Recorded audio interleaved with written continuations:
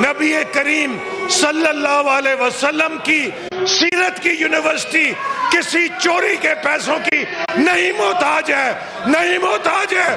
پاکستان کے لوگ آقا سے محبت کرنے والے ہیں اور وہ حلال کے پیسوں سے ایسی 10 یونیورسٹیاں بنا سکتے ہیں۔ ان کا یہ اسلامی ٹچ اس چوری کے اوپر نہیں چلے گا۔ مسئلہ القادر ٹرسٹ کا نہیں، ملکہ مسئلہ 190 ملین پاؤنڈ جو 74 بلکہ 64 ارب روپیہ بنتا ہے، 64 بلین روپیز پاکستان کے خزانے میں آنا چاہیے تھا، پاکستان کے خزانے میں نہیں آیا، عمران خان کے دوست کے جرمانے کے اکاؤنٹ میں چلا گیا۔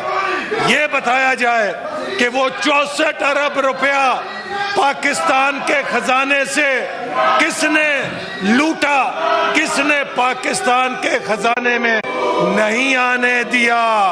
تو اگر آپ 64 ارب روپیہ پاکستان کے غریبوں کا کھاؤ گے، پاکستان کے نوجوانوں کا کھاؤ گے اور پھر القادر یونیورسٹی کے پیچھے چھپو گے، تو جناب چیئرمین، اگر کوئی شخص ڈاکہ ڈالے، کوئی شخص چوری کرے اور کہے کہ میں نے چوری میں سے 50 روپے سے مسجد بنا دی ہے اور اب میرے خلاف چوری کا مقدمہ ختم کیا جائے چونکہ میں نے تو مسجد بنا دی ہے، چوری کے پیسے سے مسجد بنانے والا بھی چور ہے۔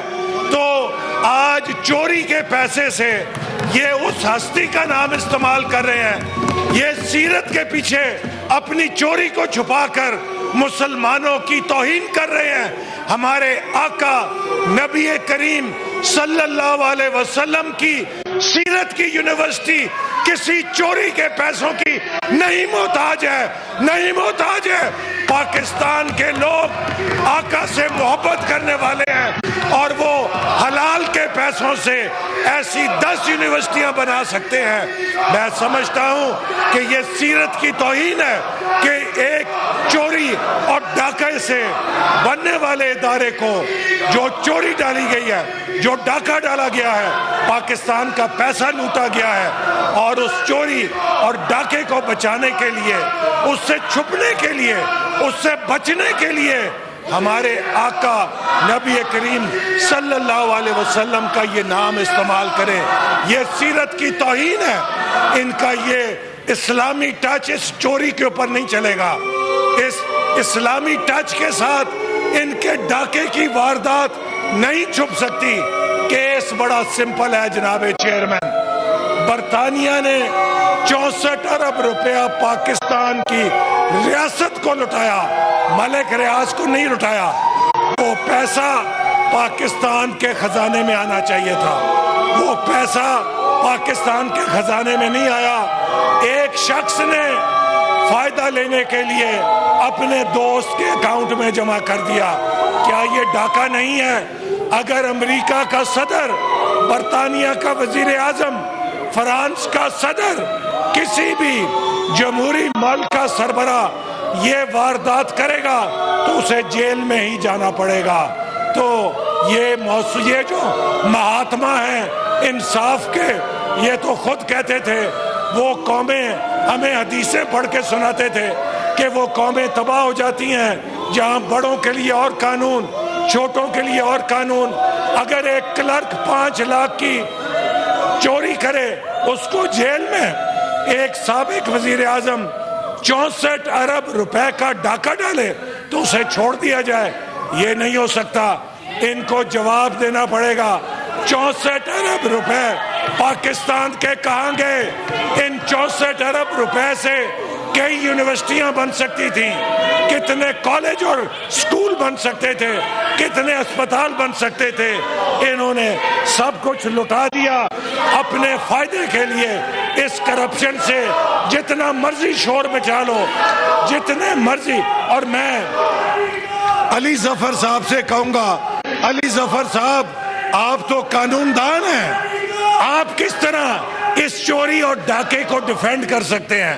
میں کم از کم علی ظفر صاحب سے یہ توقع نہیں رکھتا کہ 64 ارب روپے کی اس چوری کا وہ دفاع کریں، چونکہ وہ قانون دان ہے۔ انہیں پتا ہے کہ یہ غیر آئینی غیر قانونی قدم ہے, یہ چوری ہے اور یہ ڈاکہ ہے, اس کو کوئی ذی شعور ڈیفینڈ نہیں کر سکتا.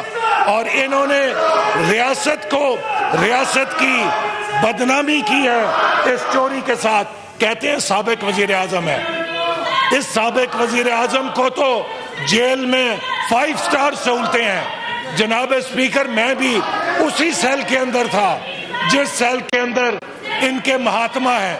میں تو کبھی نہیں رویا تھا, میں نے تو کبھی شور نہیں مچایا تھا, میں تو پیشی پر اسی طرح ٹائی اور سوٹ پہن کے آتا تھا, ہنس کے آتا تھا. ان کی چیخیں نکلتی ہیں, روز چیخیں نکلتی ہیں, ان کو دیسی مرغ ملتے ہیں, ان کو جوس ملتا ہے, ان کو سلاد ملتی ہے, لیکن اس کے باوجود شور مچاتے ہیں. جناب چیئرمین, میں نے سابق وزیر اعظم نواز شریف کو کوٹ لکھپت جیل میں اس حالت میں دیکھا ہے کہ ان کے کپڑوں سے پسینہ ایسے بہ رہا تھا کہ جیسے وہ پانی کے اندر نہا کر آئے ہیں. ہم نے تو ان کے وزیر اعظم کو اس طرح نہیں رکھا, ان کو تو ایئر کنڈیشنر بھی ملتا ہے, ان کو تو ہیٹر بھی ملتا ہے, ان کو تو تمام سہولتیں ملتی ہیں. اور جناب چیئرمین, آخر میں صرف یہ کہوں گا کہ یہ میرے بارے میں انہوں نے فرمایا کہ یہ چورن دیتے ہیں. ہاں, مجھے خوشی ہے, مجھے فخر ہے اگر میں نے ویژن 2010 دیا, ویژن 2025 دیا, اگر اڑان پاکستان جو وزیر اعظم نے اعلان کیا ہے اس پہ کام کیا, اس لیے کہ ہم پاکستان کی ترقی کے خواب بھی دیکھتے ہیں اور اس کی ترقی پر عمل بھی کر کے دکھاتے ہیں. ہم ان کی طرح نہیں ہیں جو پاکستان کو برباد کریں, سی پیک کو برباد کریں, پاکستان کی ترقی کو برباد کریں, پاکستان کی ریاست کے خلاف دنیا میں مہم چلائیں. آج یہ پاکستان دشمنوں کے ایجنٹ بن کے پوری دنیا میں پاکستان کے سلامتی اداروں کے خلاف مہم چلا رہے ہیں. آج ہندوستان بڑا خوش ہے کہ بڑے سستے ایجنٹ مل گئے ہیں کہ وہ کام کر رہے ہیں جو آج تک کو کرنے کی جرت نہیں ہوئی تھی. لہذا ان کے شور سے, ان کے اس ہنگامے سے چوری کہا جائے گا, اس چوری سے یہ نہیں بچ سکیں گے. اور وہ 64 ارب روپے کا جو ڈاکہ ڈالا گیا ہے اس پر سزا ملے گی. پاکستان کا قانون اس مجرم کو, جس نے پاکستان کی تاریخ کی سب سے بڑی سیاسی کرپشن کی ہے, ضرور کٹہرے میں کھڑا کرے گا. بہت شکریہ.